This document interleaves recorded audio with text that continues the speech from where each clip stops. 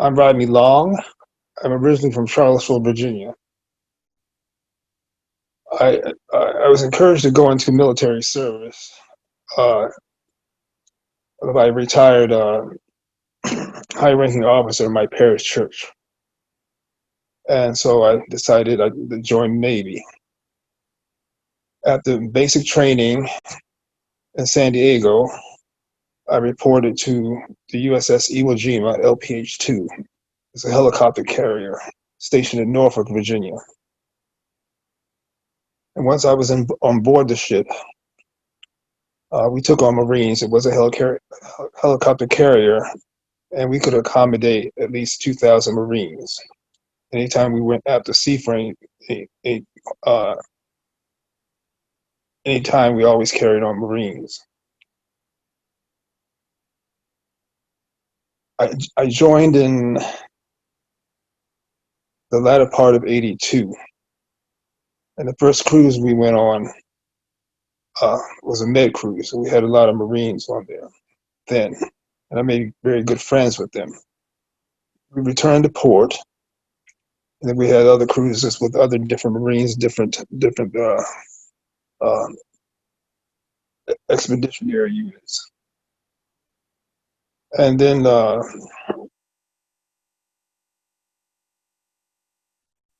we found ourselves to be deployed to the Mediterranean again due to the conflict in different areas, especially around Beirut. We were off the coast of Beirut for a time, and I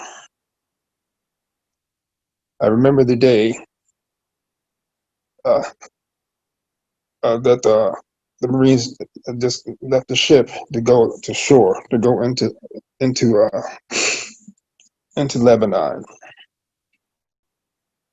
And one of those guys, Lance Corporal Keith Lace, he was from Stroudsburg, Pennsylvania. He was my good friend. And I remember saying to him, I said, I don't think this is a good thing for you to do. But he left. They were so excited to leave the ship. No one wanted to stay on the ship. And so after a couple of days or so, and then October 23rd, it was Sunday morning, I remember being in my rack in my berthing area. At about 5:30, 6 o'clock, that's when I heard a lot of movement around the ship. I didn't know what was going on until I went up into my division. When I reported to my division and I heard that there was a bombing. And and I remember the times that they told us to stay away from the hangar bay because they were bringing in the injuries, and they told us to stay away. But I wanted to go and see what was going on because I knew some of the Marines that worked with me, and also the ones that I worked out with. So I went to the hangar bay, and just a lot of the injured, and I heard screaming, and I just saw a lot of blood. I saw just bodies laying. I don't know if they were dead. I didn't know what was going on. And then the Master Arms came and ushered me away, and I didn't see anyone who I knew. So I went back to my division, and then they called for all hands search and rescue. And we all went ashore to like move rubble and stuff. And I didn't last too long. I just saw them bringing out bodies and whatnot. And then I returned to the ship. After a while, the Marines were coming back slowly. Everybody was coming back to the ship. And the Marines that were coming to back to my division, there were 6, one of which was my buddy, and 3 returned. And I asked one of the guys, I said, where's everybody? And they said, so and so and so and was medevaced out, and somebody was in sick bay.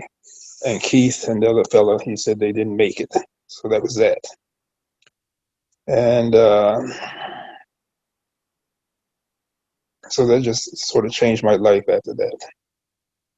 It was not a good time. And then we left the area, and then we were rushed to Grenada. And I remember returning to the weightlifting area, and there were less Marines, and no one said anything. Where was so and so? Who was what happened or whatnot? No one really talked about anything. It was just a bad time. Um,